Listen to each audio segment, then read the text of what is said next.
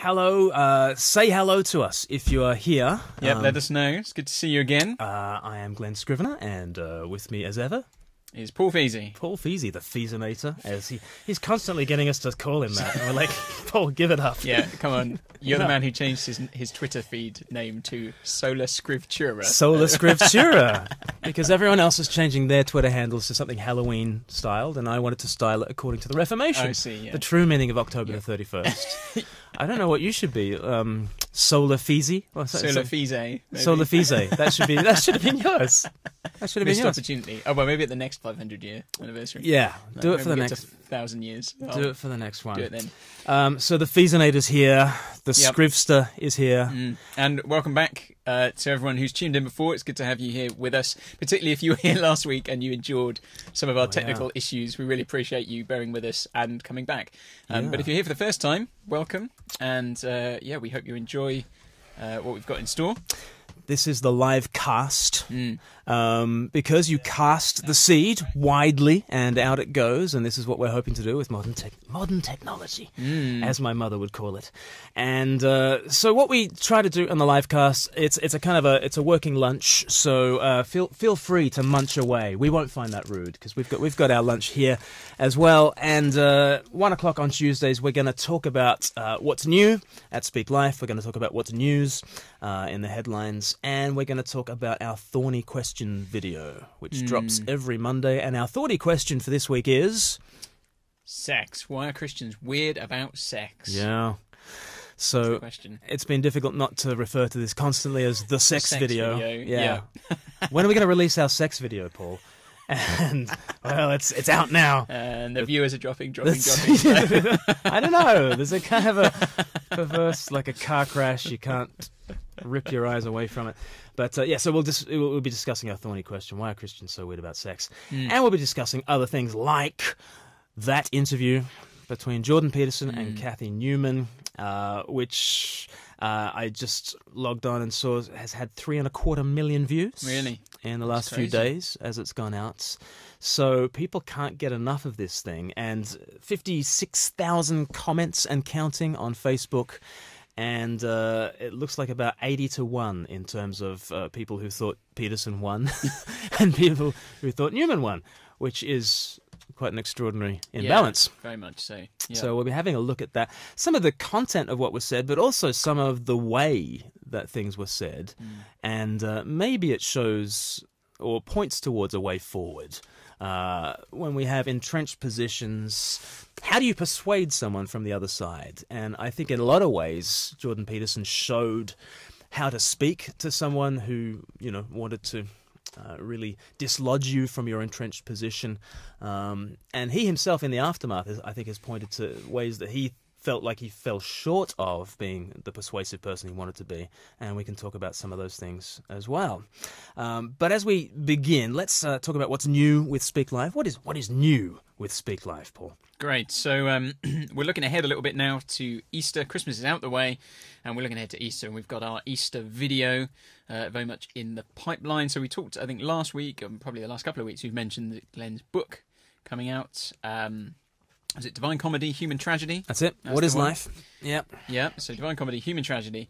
And the video is going to be a kind of a tie-in with that then? Yeah, so basically I've written a poem, as is my wont. As is what you do, yep. And it's all about what is life. According to the world will tell you that life is a tragedy because you climb up in this world and you get all the experiences you can. It's shaped like a frown. You go up in the world, and then once you've experienced all that you can out of life, you're over the hill and you tumble back down. And that's the tragedy. And actually, no matter how people put a gloss on that, that tends to be the way that life is sold to people.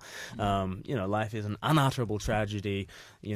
Tick tock, your heartbeats are running out one by one. Yep. But here, have a new flavored latte from Starbucks, and hot yoga. Have you tried it? It's amazing. And, everyone's talking about hot yoga. Everyone's talking about hot yoga, and then you are worm food. And it's a total tragedy. But then, is there a comedy? Could there possibly be a happy ending? And actually, the Bible gives us the one chance for a happy ending, and that one chance is Jesus coming down into the pit, and he does the smile, right? Turn that frown upside down. Friend. And that's what we're going to do in the video. Turning that frown upside down and just really playing with the visuals of tragedy is climbing the hill and tumbling down. Comedy is going into the pit and then rising up again. Tragedy is the frown. Comedy is the smile. What is life? Easter tells you. You go down Easter on Good Friday. You come up Easter Sunday, and that's life. So yeah, and we've just seen a couple of little clips of draft storyboard kind of bits for that, haven't we? So, and that's looking exciting. So it'd be good if you could be praying for that stuff, because I mean, obviously we're really excited, having come off the back of Meet the Nativity. Those videos have gone really wide and been used, and I guess we'd like this one to do the same, really. Absolutely, just be picked up. And in a sense, it's a lot more geared towards Facebook, because it's the 3-minute animation, short, punchy kind of thing. Whereas Meet the Nativity was a longer form thing. But yeah, we're Lord of the Rings of it's and there is a lot of walking. So yeah, that's what's new at Speak Life, and all sorts of opportunities to preach around the place. But let's get to what's news. Oh, you know what we're talking about? Your other video? The other one? Oh yeah, the other one. 90-second video. So some of you might have seen. I think we posted it up on our feed a little while ago. Glenn, what were you being interviewed for? The Profile on Premier Radio. So on a Saturday afternoon, Sam Hales or Justin Brierley interview somebody about their Christian walk and things like that. And Sam Hales asked me, "Can you explain the gospel briefly?" Yeah, and so you did. In 90 seconds, wasn't it? And it kind of went a little bit viral, didn't it? It went more viral than Meet the Nativity. After all that effort, I know. 90 seconds worth of material that you just came up with, top of your head. I know. Why do we bother? Yeah, seriously, folks. Why do we? If you can, let us know in the comments why it is we bother. But so that's actually taking the audio off of that. Again, kind of, there's some early sketches and kind of animations for that, isn't there? Of actually making that into a video to be used. Yeah, rather than just you speaking. Actually, Animate, because no one wants to see that, do they? No one wants to see that. Literally, with the Easter video, I'll be wearing a mask most of the time, like either a comedy mask or a tragedy mask. And with this, yes, it'll be an animation and not me. But the less me, the better. And do we know when that's going to be ready, or we just? The thing is, like usually when I talk to like graphic designers or videographers or people, I say, and I want it yesterday, But with this one, actually, there's no real time limit, because hopefully it's an evergreen video that you can share at any time. So yeah, stay tuned. Sweet. We can just, the gospel in 90 seconds. Let it be honed. Now, what is news? Yeah. And there's lots of things that are news, but if you live in the realm of social media, which I do, that's reality for me. This interview between Kathy Newman and Jordan Peterson, 3.25 million views instantly. It was the number 7 ranked video on YouTube, on all of YouTube, in this last week. And a lot of people sharing it who had never seemed to have heard of Jordan Peterson before. Right. I'd come across him. Yeah, I'm a bit of a fanboy. Yeah, I mean, I didn't know loads about him, but I definitely come across him, and I kind of assumed people knew who he was, at least. But it appeared from when people were posting stuff, he was new to them. Yes. But I was surprised how many people were picking it up and going, "Oh, look at this." Yes. Yeah. So I've watched scores of hours of lectures and listened to podcasts by Jordan Peterson. I think he would self-describe as a Christian in the sense that Carl Jung, he's a psychologist, and Peterson follows Jung in a lot of senses. Jung was also a Catholic, but had a kind of a distant relationship with the church, and I think Peterson similarly would describe himself as a Christian in that the Christ figure is the logos, logic, the words, who, when the word is spoken out into the culture reacts against it, and there's a bit of a crucifixion, but actually truth will out in the end, and there's that, there's a comedy shape to things, if you trust to the logos, and he would, he'd define himself as a Christian in that, he believes that Christ represents that great archetype.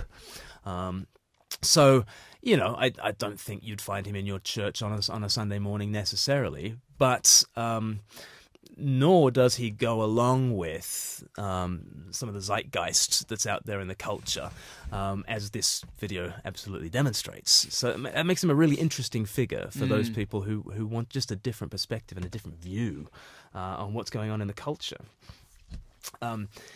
Now, the first thing to say, I think, about this video is kind of, it belongs within a genre that is very prominent in British journalism, which is the Jeremy Paxman thing. And if you're not from the UK, Jeremy Paxman was a journalist on Newsnight on the BBC who would, he was famous for asking Michael Howard, a Tory MP, the same question 22 times or something like that.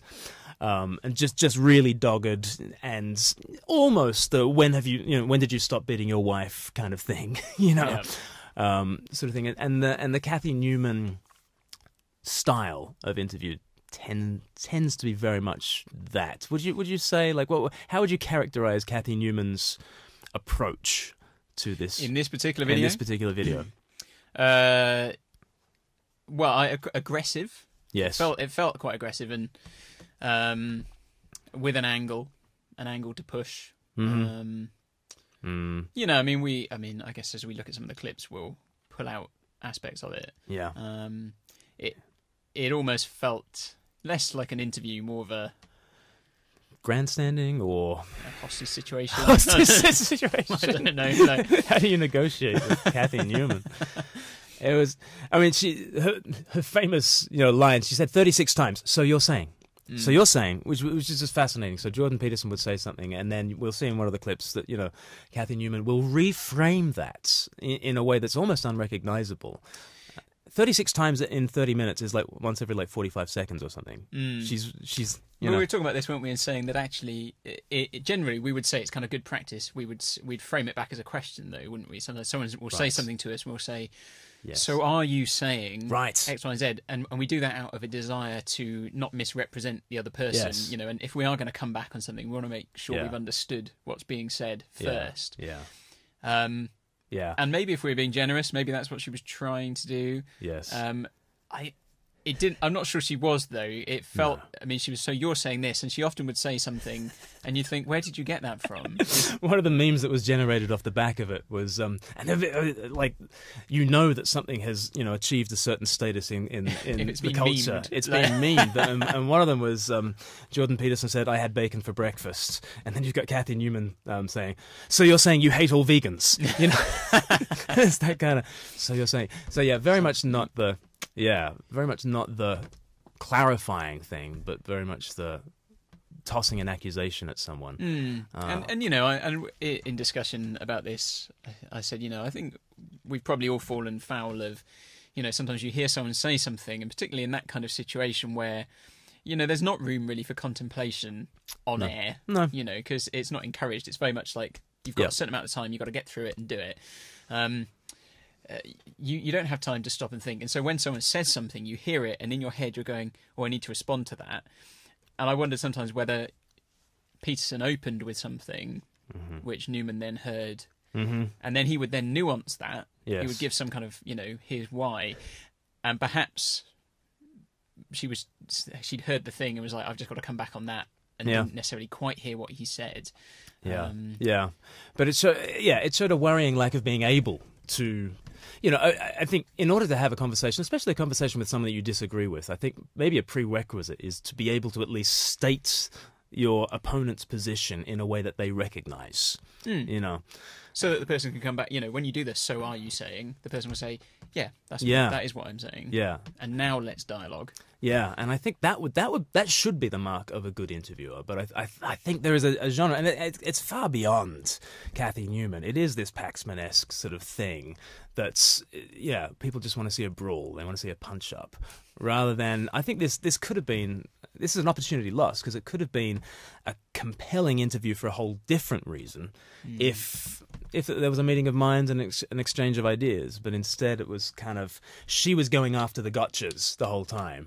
And he was the one who ended up getting the gotcha, which is why it's so delicious to watch. Yeah. But it also feels a little bit like fast food. It's almost like, oh yeah, I'm getting the salt and the fat, but Yeah, almost like it felt like there was a deliberate effort to tee up some shots to then Yes. smash them down, you Yes. know, and actually, well, someone on my Facebook feed described it as they felt it was a battle between nuance and sound bites, Right. which I felt was maybe an accurate description. That Yeah. there was the nuance perhaps on Peterson's side, whether you agree with him or not on things. He was at least trying to give a nuance to what he was saying. Yes. Whereas it felt like Kathy Newman didn't really want to engage with what he was saying. She just wanted to get the sound bites and you know, also just regurgitate sound bites that she's already heard, Yes. without really dealing with the discussion behind it. Should we listen to clip number 1, in which Kathy Newman is sort of asking about the audience of Jordan Peterson? And so, yeah, clip number 1, if you've got that, Andy. But it's not, I wasn't specifically aiming this message at young men to begin with. It just kind of turned out that way. And it's mostly, you have admit, that? it's mostly men listening. I mean, It 90% of your audiences are men, Well, it's right? about 80% on YouTube, which is YouTube is a male domain primarily. So it's hard to tell how much of it is because YouTube is male and how much of it is because of what I'm saying. Does it bother you that your audience is predominantly male? Isn't that a bit divisive? So there we got an accusation. You know, Kathy Newman says, you admit that you have, you know, a largely male audience, which is interesting that she sees it in those terms, that it's something that needs confessing and absolving, and, you know, as if you admit. So it's a negative thing, you know. And also, I mean, just what difference does it make? Yeah. I mean, Yeah. so yes, there are lots of men tuning in to what he's saying. Yes. Yeah. That doesn't make any difference to what his message is. Yeah. There are lots of women tuning into Oprah Winfrey. Is that divisive? It's like, no, it's just... I think what is divisive is your pronunciation. Oprah? Yeah, no, your pronunciation of the word divisive. Oh, really? Divisive. Surely. Divisive. I don't know. Maybe. Maybe we should slog this out in the comments. It's either or it's either. I don't know. Yeah. But like he doesn't choose his audience. His audience chooses him. Yeah, you know, sure. He's It's got just his a stuff. complete non-discussion, that, isn't it? Like, But I wonder whether it comes from an ideology of war. Like it's war between the sexes, and if men are getting something, it must be at the expense of women. You know, like there's almost, you know, she was kind of like insinuating that because men were benefiting from this, women must be losing somehow. yeah. Which I like, and if anything is divisive at that stage, it's an ideology that says that the genders are at war. You know, Yeah. which is why I think his response at that point was very wise. When he just talked about, well, what kind of partner do you want? And like, do you want a man who's like this or a man who's like that? Which is instantly pointing to the fact that the genders are not at war. Male and female are actually meant to be united at the most profound level, and therefore let's talk about how men and women get on together in this union of give and take. Whereas the ideology of Newman's kind of assumption is that it's a zero-sum game, and if men are winning, women are losing. Yeah. Whereas, I mean, his angle was much more, you know, yes, this may help men, encourage men, be a thing for them, for their benefit, but that in turn should benefit women as well. And we said as well, it's not just about, you know, coupling up. Yeah. But we were saying surely that would apply in a workplace if you were single, regardless. You know, you would want to work with people who are, you know, more rounded, competent human beings. Yes. Than not. Yes. And that comment that she made, you know, but what do women get out of it? I thought that was really enlightening in terms of where is she coming from? Because let's say that he was trying to correct some imbalance in the north-south divide of the UK, and he was trying to help those in the north, you know, in whatever factor, and then someone else comes along and says, yeah, but what do people from the south get out of it? And you're like, well, who cares? Yeah. Honestly, if you're helping the people from the north, all else being equal, who cares? Yeah. You know? Absolutely. And if men are being helped, well, that's great. The second clip we wanted to show was a slightly longer one about the gender pay gap. And that's the one that's got quite a lot of the headlines. People seem to see this whole debate as one about the gender pay gap. But I thought even more than the issue of the gender pay gap, I thought the way that they handled that debate was really interesting. So let's have a look at clip number 2. But I want to put to you that here in the UK, for example, let's take that as an example. the gender pay gap stands at just over 9%. You've got women at the BBC recently saying that the broadcaster is illegally paying them less than men to do the same job. You've got only 7 women running the top FTSE 100 companies. Yeah. So it seems to a lot of women that they're still being dominated and excluded, to quote your words back to you. It does seem that way, but multivariate analysis of the pay gap indicate that it doesn't exist. But that's just So not you do, true, you- is it? That's I mean, that absolutely 9% pay gap, that's a gap between median hourly earnings Yeah. between men and women. But there's That multiple, exists. yeah, but there's multiple reasons for that. One of them is gender, but it's not the only reason. Like if you're a social scientist worth your salt, you never do a univariate analysis. Like you say, well, women in aggregate are paid less than men. Okay, well, then we break it down by age, we break it down by occupation, we break it down by interest, we break it down by personality. But you're saying basically it doesn't matter if women aren't getting to the top, because that's what's skewing that gender pay gap, isn't it? You're saying, well, that's just a fact of No, life. it's saying Women it aren't doesn't necessarily matter. going to get to the top. No, I'm not saying it doesn't matter either. You're saying I'm it's a saying fact there are of life. multiple reasons for it. Yeah, but and that those aren't being reasons, taken into why account. should women put up with those reasons? Why should Why should women be put up with it? content I'm not not saying to that get they to should the top? put up with it. I'm saying that the claim that the wage gap between men and women is only due to sex is wrong, and it is wrong. There's no doubt about that. The multivariate analysis have been done. So I can give you an example. You keep on talking about Wait a second. multivariate analysis. Let me give you an example. I'm saying that 9% pay gap exists. Yeah. That's a gap between men and women. I'm not saying why it exists, but it exists. Now, Yeah, but if you you're have a to say woman, why that it seems exists. pretty unfair. You have to say why it exists. But do you agree that it's unfair? If you're a woman... Not necessarily. And on average, you're getting paid 9% less than a man. That's not fair, is it? It depends on why it's happening. I can give you an example. Okay. There's a personality trait known as agreeableness. Agreeable people are compassionate and polite. And agreeable people get paid less than less agreeable people for the same job. Women are more agreeable than men. Again, a vast generalization. Some It's women not are a not more generalization. agreeable than yes, men. that's true, but that's right. And some women get paid more than men. So you were saying that by and large, women are too agreeable to get the pay rises they deserve. No, I'm saying that that's one component of a multivariate equation that predicts salary.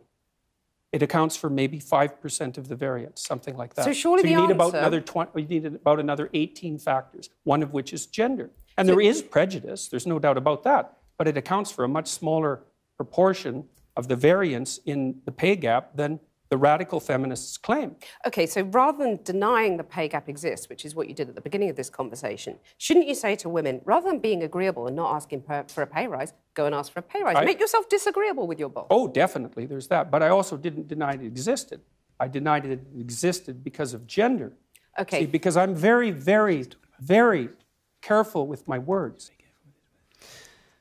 So he's very, very careful with his words, Jordan Peterson, as he says. But, I mean, one of the first things I always like to say about the gender pay gap, not that I'm speaking about it very much, but you know, absolutely. And I think both sides just need to, like, give a hearty amen to the fact, like, if you can find a man and a woman in the same job and everything else is equal about them, same experience, same productivity, same aptitude for the job, same work hours being put in, everything's the same except their gender, and the boss is paying the man more than the woman, you're like, that's wicked, that's misogynistic, wrong, that's, isn't you know.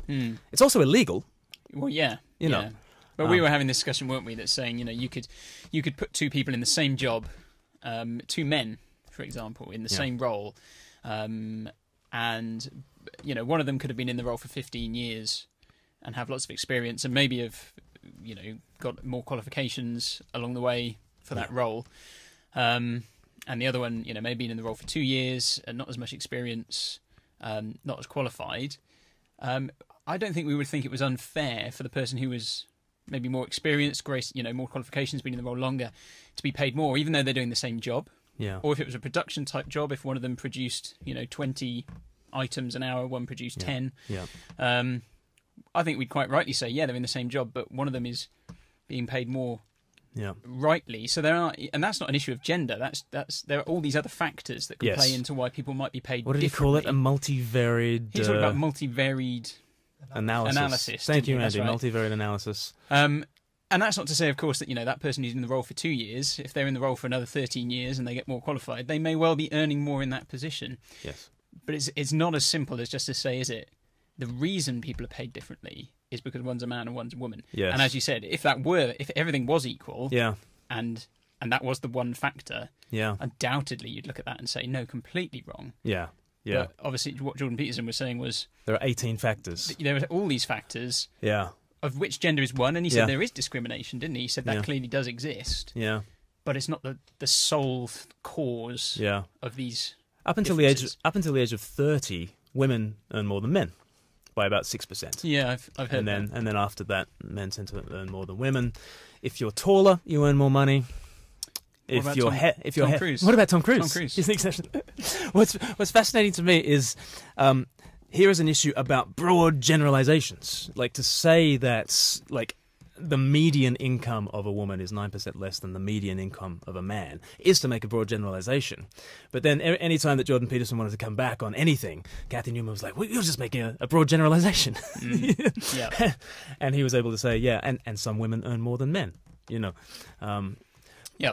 But do you look at a society in which income is distributed unequally, and do you say that in and of itself is an injustice that needs to be remedied? From a Christian point of view, the equality issue is settled on page 1 of the Bible, which is wonderful, and praise God. And like, what an astonishing thing! If you're not a Christian, crack open the Bible and you can't get past page 1 before the equality of the sexes, which is just a stunning thing in the context of its own day as it was being written. And it remains to be a stunning thing, and something we still need to lift up front and center and say loud and proud, so that the Bible's there from page 1, the equality of the sexes. But then it doesn't tie my spiritual equality with anyone else to my income. And I think this is the danger. The danger is we say that you can't value me unless you give me mammon, right?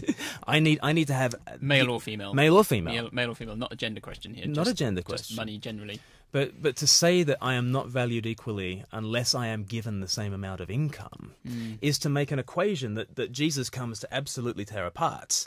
And it was shocking in his day, and it remains to be shocking today, to say, to the rich fool, oh my goodness, you got more chance of getting a camel through the eye of a needle than getting a rich man into heaven. That was shocking back then. I think it's just as shocking today with this same mentality that says, if I'm going to be treated equally, I must have all the same bright, shiny things as everybody else.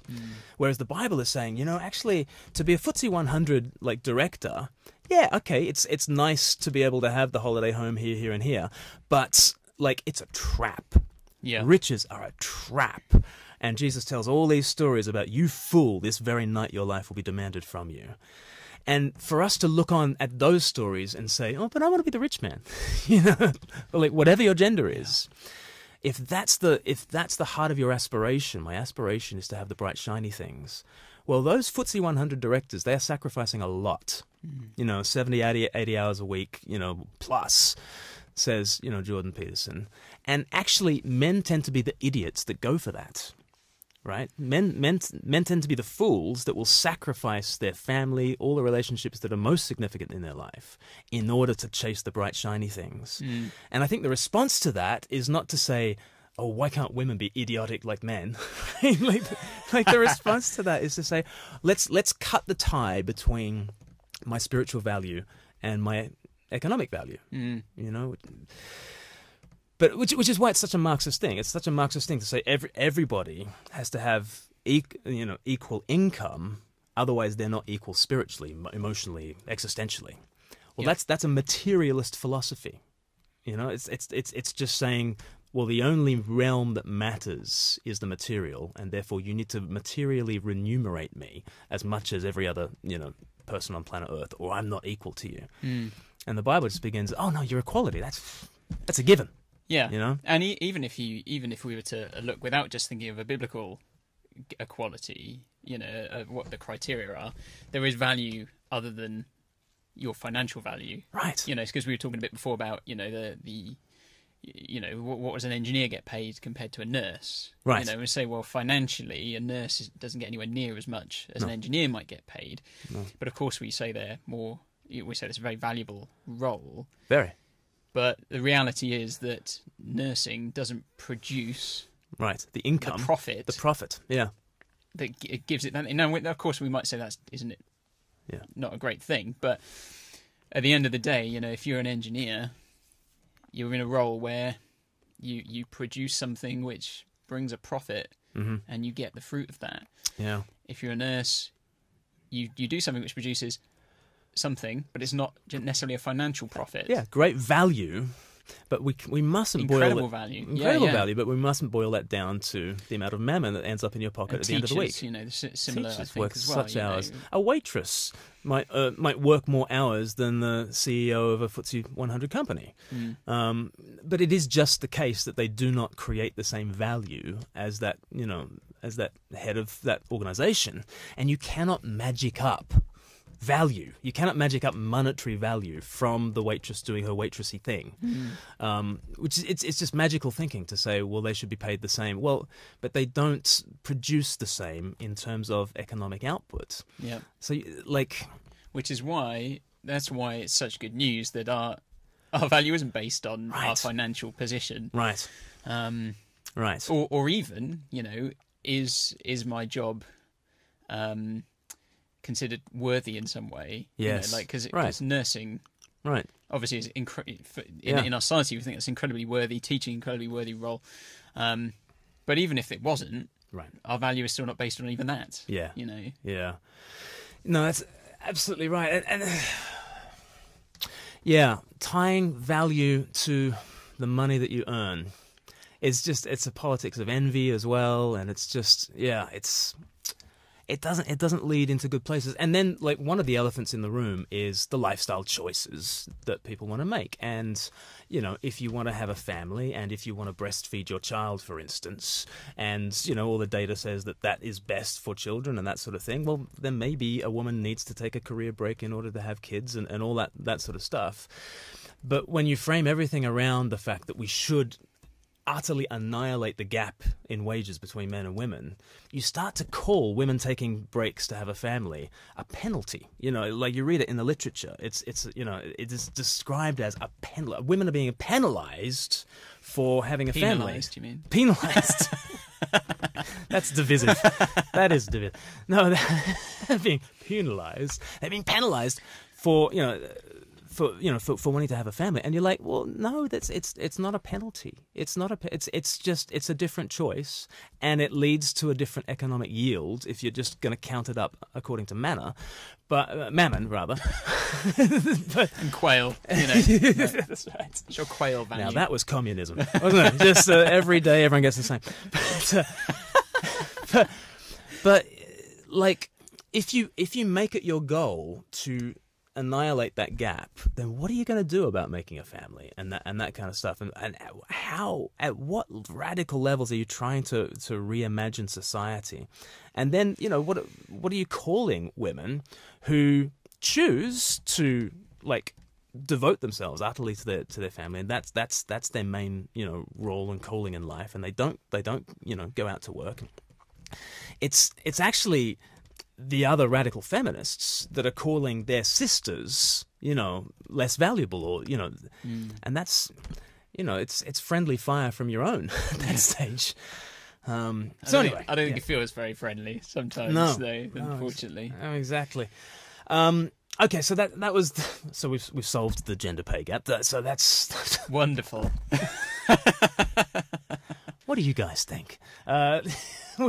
We'll get into comments. There have been some great comments already. Rowena McEwen says, yes, this whole idea that life is about the individual, so the woman getting what they want, or the man also. But yeah, why not work together instead of banging heads? This war between the sexes, as though every male gain is a female loss. I don't get it. Nathan Veal has asked, do you guys think that there will be any serious infringement of civil liberties or freedoms with regards to preaching the gospel in the next 10 years? Is Jordan Peterson part of the last generation of academics who value freedom of speech? I think undeniably, yes. It will be so much harder to preach the gospel, and it's already extremely difficult to preach the fruits of the gospel, as we're about to look at when we look at our sex video, when we look at our video on sex and sexuality, it is already very difficult just to read out the Bible in public. But it may, and I agree, but I wonder whether in some way it will help. What will the help? gospel? This. Oh, Jordan Peterson will. No, infringement. Oh, okay. I mean, Go on. Go on. Because I mean, I'm not basing this on any data. Let's cook this up in my head entirely. I wonder whether when Christianity is comfortable in society and it's all acceptable and seems very nice, it loses its edge. And we don't preach it very well. Right. And then actually when it starts to be more marginalised, Yeah. actually when the church, I mean, I think if you look you look in Acts, Mm-hmm. when the church is persecuted, Right. and I'm not one of these Christians who's got a persecution complex, everything is persecution against Christians. I don't think that. Yeah. But when the church persecuted, actually the church grew. Yes. And it was because the church, when it was facing pressure, probably had to pray more and be more committed. It weeded out those who were more nominal and were just in it for whatever other reason. Yeah. And I wonder whether there will be a time of that, as things Sure. fall apart a little bit Yeah. in, the Church of England side of things. We don't quite know what happened there. Mm-hmm. But I do wonder whether actually it might be a bit of a blessing in disguise that as Right. the church is, squashed more, Yes. you're left with only those who really want to be there, Yes. praying harder because they're feeling it more. Yeah. And isn't this interview an example of what might happen when it's more difficult to have your point of view? So Jordan Peterson, if he just articulated every single one of the points that he managed to get across in 30 minutes, if that was just a separate YouTube video, it would not have 3.25 million views. The very fact that there is, this alternative out there and things are uncomfortable, actually people start to take note. But I think we need to learn from people like Jordan Peterson about how to best persuade people who disagree with us, and how to now occupy a position where we don't have cultural power. I think we need to relearn what it means to be a New Testament church, like in the Book of Acts, that's being persecuted, rather than just assume that we've got the cultural power and we've got a seat at the table naturally because we're Christians. And of course, when we say being persecuted, we don't want to belittle that term. Because obviously there are people around the world being persecuted, like killed. being crucified and still today and beheaded, and obviously I don't want to put anything that's happening here on anywhere near that level. Someone calling me a bigot is like exactly, and that's why I think that sometimes Christians have a persecution complex. It's like I was at university and my housemate asked me to turn down my Christian music. Oh man, Babylon rising again. Yes, persecution should not be our complex. It is our context, but it should not become our complex. Absolutely. How about that? So the third clip, and this is the big gotcha moment. I mean, this is where everyone's like punching the air because Kathy Newman is trying to do a gotcha on Jordan Peterson, and oh, how the tables have turned. Let's watch this as Kathy Newman brings up the issue of freedom of speech. You cited freedom of speech in that. Why should your right to freedom of speech trump a trans person's right not to be offended? Because in order to be able to think, you have to risk being offensive. I mean, look at the conversation we're having right now. Like you're certainly willing to risk offending me in the pursuit of truth. Why should you have the right to do that? It's been rather uncomfortable. Well, I'm very glad I put you on the spot. Well, I'm very glad that I have exercised my freedom of speech. You get my point. It's like you're doing what you should do, which is digging a bit to see what the hell's going on. So and that is what you should do. But you're exercising your freedom of speech to certainly risk offending me. And that's fine. I think more power to you as far as I'm concerned. Except you haven't sat there and... I'm just trying to work that out. I mean... Ha, gotcha. You have got me. I'm trying to work that through in my head. Yeah, it took a while. It did, yeah. It took a while. And that was the most human moment, wasn't it? Like, from the whole debate, in the gotcha moment. And she smiles, and you almost think, oh, here's an opportunity. The mask can slip. And can we now have a conversation? I don't know. How did you react to the gotcha moment? Yeah, I mean, it's interesting. So, in his own analysis of it, Peterson himself is slightly disappointed that he said gotcha. Because he realises there was a moment there where the front dropped. Yeah. There was a moment of something suddenly clicked there, and it was like, well, maybe we can have a real conversation now. And he slightly dropped the ball, he felt, by jumping in and kind of going, gotcha, like... Yeah, it's just point scoring. Point scoring. Yeah, and I'd agree with that. I think it was a bit of a shame. But the thing I really... But you were punching the air too. Well, I said what I really like is that in his kind of analysis of it afterwards, he says, I want to sit down with Kathy again. Yes. Because he felt that moment, he said, I felt like, he was talking to the human there rather than the ideology of Channel 4 and the front that had to go there. Yes. And I think that's important for us as Christians, that in these discussions, it's very easy when we come up against someone who disagrees with us to think of us and them and like the enemy. And they are just the, I think this ties in with the video we're going to talk about now. Often we think someone on the other side, we just go, oh, you're the worst person in the world. And actually, there was an opportunity there to kind of say, look, we disagree, but let's sit down as human beings and chat about this. Yes. And it's a shame they never quite got there. But he wants to do that. I mean, I hope it happens. Yeah. I hope they do kind of do a revisit and allow to go a bit deeper. And that would be amazing. I've just put on the comments section the video that Paul's talking about, where Jordan Peterson analyses his interview, which is fascinating, absolutely fascinating. He doesn't come out of this with a sense of triumphant joy. He sort of said, well, it was a win, but it was not an optimized win, because the best thing would be to sit down and actually learn from one another in a conversation rather than have to be in this adversarial thing. And he was actually very sobering about our society and the way that it is just this big punch-up between left and right and globalists and nationalists and, feminists and men's rights activists, and just we're at each other, and we just need to learn to do a lot better at talking. Yeah, and at the end of all those discussions, it's not a case of, wow, we've learnt a bit more about each other and getting along and how we can possibly both change in different ways. Right. It's just, well, we won that one, or you lost, or whatever it is. Who was wrecked? Who was destroyed?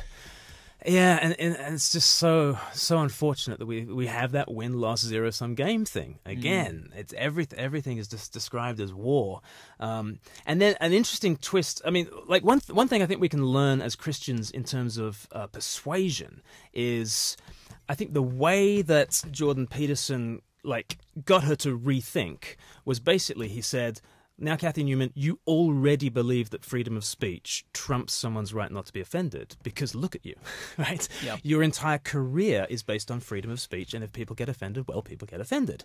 And I don't think she'd ever put two and two together in that sense. I think she has this ideology up here that says, you have a right not to be offended. I don't know where that comes from, but there is this ideology that's up here that has always gone unexamined, and then he sort of says, okay, Kathy Newman, just look at where you're standing.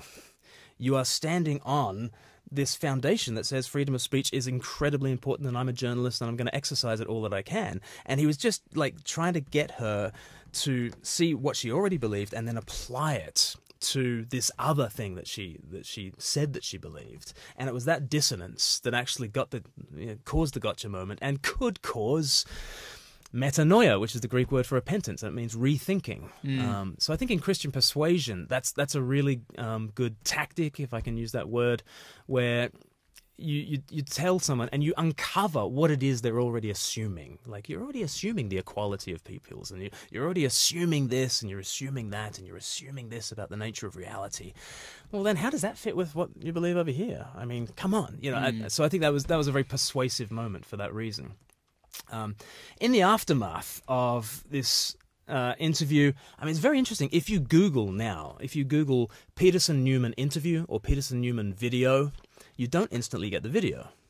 What you instantly get through Google search results is, a few articles that say, Channel 4 have employed a security company to have a look at online abuse that Kathy Newman has received, and they haven't enumerated, how much of this is of a criminal nature, or is anything of a criminal nature, or, even an example of, this online abuse.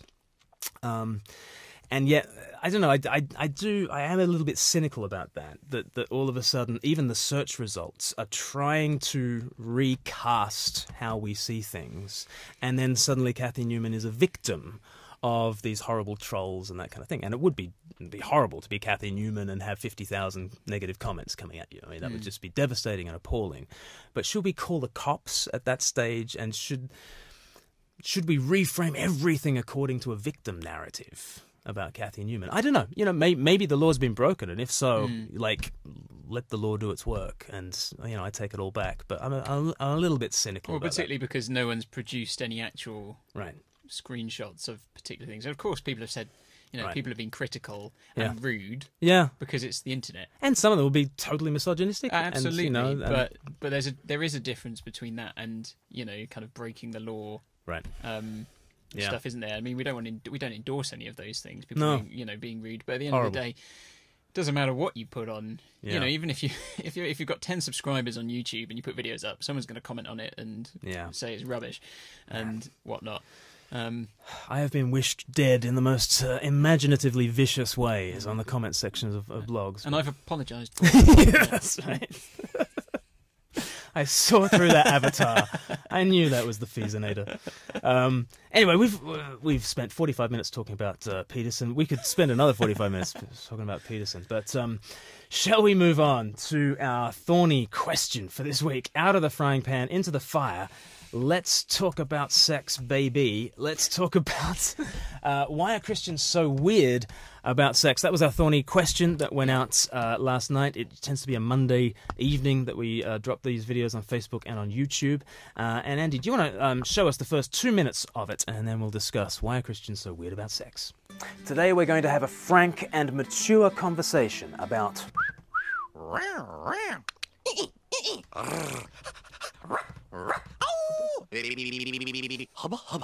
In particular, we're going to ask the question, why are Christians weird about sex? That is, why do we Christians insist on keeping sex within the context of one man and one woman in a lifelong relationship called marriage? That's different from the modern view. So why? Well, the first thing to say is that the Bible has always been weird about sex. You are so weird. The Old Testament preached a markedly different vision for sex than the Egyptian and Assyrian cultures that surrounded it. The New Testament was very different to the Greco-Roman culture that surrounded it. Therefore, the Bible does not need to move with the times because it was never preaching the morality of its time. Ever. The vision the Bible casts for sex and marriage and human flourishing has always seemed to come from another place. So the Bible is weird, but let's be clear, the modern secular view is weird too. And what is weird? White, educated, industrial, rich, democratic. That's who we are in the West, and it's weird. We're a minority in the world today, and an even smaller minority in human history. The way we tend to think about and categorise sex today is completely unknown to and at odds with the vast majority of human thought. Problem is, we don't tend to recognise this. Many just assume that our white, educated, industrial, rich, democratic worldview on sex is the measuring stick for how all sex should be viewed. And so in this context, secular people may see the Christian view as very narrow. One woman and one man for life. Seems so limited. But in fact, much like the Bible's view, today's weird views on sex are just as much an anomaly in our world and its history. So maybe all of us need to try and bring a bit of humility to this discussion. We see you as weird, you see us as weird. Okay, let's acknowledge that we're all sexual weirdos. I'm a weirdo. Christians, let's not clutch our pearls and act all shocked that the world disagrees with the Bible. It always has. And non-Christians, don't be surprised if Christians disagree with the modern secular view of sex. Pretty much everyone else in the history of humanity always has. Let's all be weirdos and let's listen to each other without assuming the worst. You are the worst human being I have ever met. So, this is our approach to answering the question, why are Christians so weird about sex? And you can watch more of it on YouTube or on our Facebook page. But how are we trying to approach this question? What's the strategy here? Well, we're doing this. I mean, we've got two parts to this video, and I feel very much that this first video is really more just laying a bit of a groundwork, isn't it? Saying, look, Christians, we need to realise that our view is not the norm, Right. and never has been. Right. You know, I've heard people say, the Bible's views are very of their time, and you can say, well, they're not of their time, actually. Right. They're completely opposite to their time. Yeah. And they still are. And so we need to come to this conversation with that view as Christians, remembering our view is not the norm, that it's weird. But also in our society, we need to remember, as we have this conversation, as you come up against Christians with different views, that even Western views now are not the norm. Right.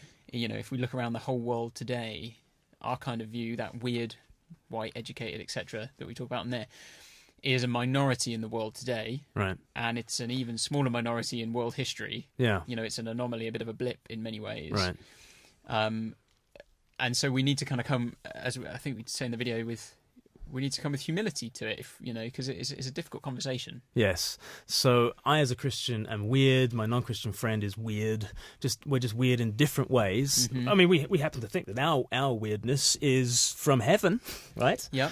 And so that absolutely has to play a role. But whether therefore our weirdness should be enforced on an unbelieving population, well, the Bible is never written from that perspective. Yep. I think sometimes we cast the position that, the glory days, the Garden of Eden was basically in the 1950s, and the fall happened somewhere around 1963, and, ever since then we need to, get back to legislating for the bedrooms of the nation. And that's kind of the way that we cast things. And we always cast things as we have a morality about sexuality, and the rest of the world is purely immoral. They have just, cast off the shackles, and they are just purely amoral. Whereas actually, certainly the way the world sees things is that, Christians are weird, but we have a different morality. Not just that we are trying to be immoral. The world has strong, righteous feelings about how sex is to be used righteously.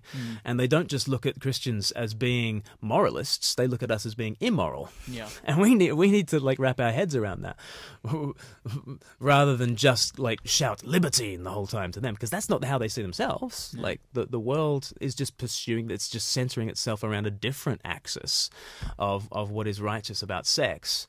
But yeah, if we could just stop clutching our pearls on both sides and say, I can't believe you're different to me. Yeah. And this is where the Buddhism and vegetarianism kind of analogy comes in. Analogies in this area are fraught with danger. Analogies in anything are fraught with danger, because people will say, are you saying X is like Y in every sense?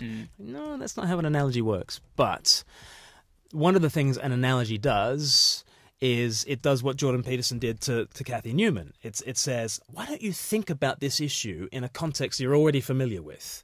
You're already familiar with the freedom of speech thing because you're a journalist. Okay, so think of it in that realm. Okay, yeah. Are you there? Are you in that realm? Now think of it in this realm. And I think that's what an analogy does. And I think with the Buddhism analogy, you sort of say to people, look, how we disagree about whether meat is murder or not. There's that moral disagreement. Well, let's sit with that moral disagreement for a little bit. And just as the Buddhist does not hate you because you're eating a bacon sandwich, so the Christian does not hate a gay person because they have gay sex. And can you sit with that? I don't know. It's been fruitful for me. What do you think about that analogy? Yeah, I think it's a helpful one, isn't it? And it, like you say, it does do that similar thing to what we see in the interview with Peterson and Newman, trying to say, well, it is like this. So, we said you don't get you don't see very often. I've not heard anyone, someone saying, oh, you don't believe in eating meat. I do. And then the person turns around and says, oh, you eat meat? Well, I hate you. You're a terrible person. Right. And then the person says back to them, oh, well, you're a complete carnophobe. Yeah. Meat bigot. Yeah. Meat bigot. Yeah. You don't really see that, and the vegetarian saying, no, I don't hate. Yeah, some of my best friends eat meat. Yeah. You don't see that happening. Yeah. But I think it is a helpful analogy, and actually, and that kind of comment there, it's something that bugs me a little bit, because people sometimes say, look, I don't hate gay people. Some of my friends are gay, and people say, oh, that doesn't matter. Right. And I want to say, well, it really matters to my gay friends. Right. Yes. It might not matter to you, but it really does matter to my gay friends whether I'm a homophobe. Yes. Because, if I really do, because I'm a Christian, if I really do hate gay people... Right. I'm probably... They would sniff it out. They'd probably get that and not want to hang around with me or share a house with me and various things like that, or come to my wedding and all kinds of stuff. Yeah. So actually, it really does matter. Yeah. I think it just shows, doesn't it, that if you if you can exist side by side, Yeah. it just shows up the fact that just because you have a disagreement on this doesn't mean that you hate somebody. Yeah. And so all we're trying to do at this stage is kind of clear the ground and just sort of say, can we express a weird view? Like, literally, we're just going to say, I know this is not what you think, but can we call meat murder? And you're like, ooh, that feels, yeah, okay, it will feel uncomfortable if we start calling meat murder. And, I am kind of calling you to change. If I think meat is murder, then I probably think you shouldn't have a Big Mac, right? I'm going to say, so you're saying what I'm doing is wrong? Yeah. Well, of course, Well, yeah. But, yeah, I am. I actually am. Yeah. But it doesn't mean I hate you. that I hate you. No. This is the end of the story. And actually, my vegetarianism is not the center of my faith. It's not like I'm going around in the world as the meat police. It's just it's a corollary of my faith. It's a what's another word for corollary? It's an outcome. You sure you don't mean like corollary? No. Corollary. Corollary. Corollary. It flows out from my faith. But it's not the center of my faith, and a Buddhist, what defines a Buddhist is not whether you eat meat or not. There's a whole view of life, and let's have a look at that view of life. And then over here, there's a thing about meat eating. And in the same way with Christianity, it's not like we go out into the world as the sex police. There's a whole view of life, and next week we'll get into what that whole view of life is. And the center is not sexual ethics, it's not even ethics. No. And I think, this is why, ironically, considering we're live on Facebook and we do YouTube videos and all that stuff, I don't really like having these kind of discussions over the internet with people. Yeah. Because I think it's very different face-to-face in relationship. Yeah. Because when you're face-to-face in relationship, you might disagree, but you're chatting with your friend over these issues, whatever the issue is, whether it's this or something else, and you're sitting, or you're having a beer, or you're eating lunch together, you're spending time with each other's families or whatever. Right. You're treating each other like human beings. It's not just a kind of faceless avatar on the other end whose tone of voice you can't hear. And generally, we assume the worst as well about people when when you read a comment on the internet. You assume their motives, what's going on in their heart. They've said this, therefore they must hate. So you're saying, yeah.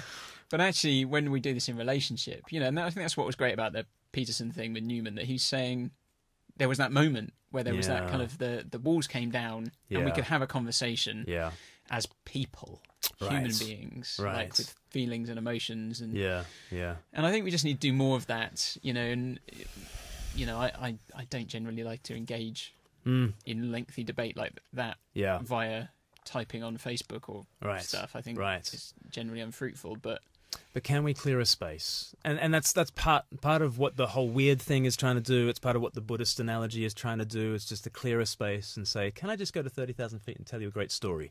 It's about the Eightfold Path, the Four Noble Truths and Enlightenment, if I'm a Buddhist. Or it's about a love story between the Father and the Son who, makes the world in the Christian case. But can we, how do we clear a space?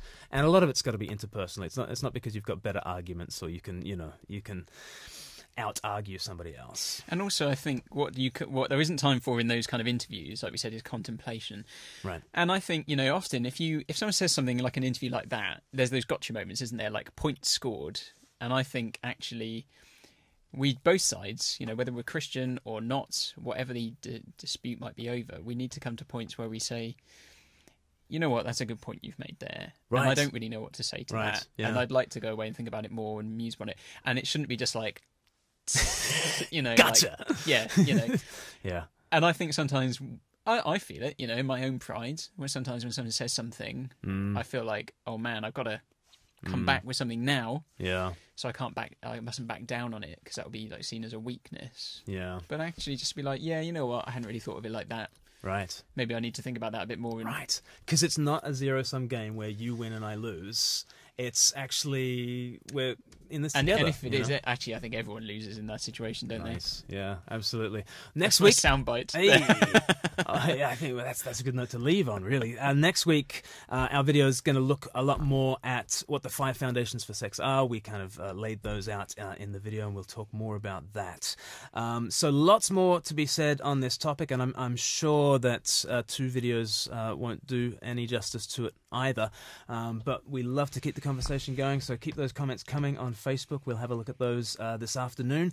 This will remain on our Speak Life UK page on Facebook, so do like us there if you haven't already liked us on Facebook. We've got loads more things to show you on there. On YouTube, it really helps us if you subscribe to our YouTube channel, because then we come further up in the searches, and when people Google, weird sex videos, they might find us. Hey, which would be a bit of redemption. So your click could save someone from smut.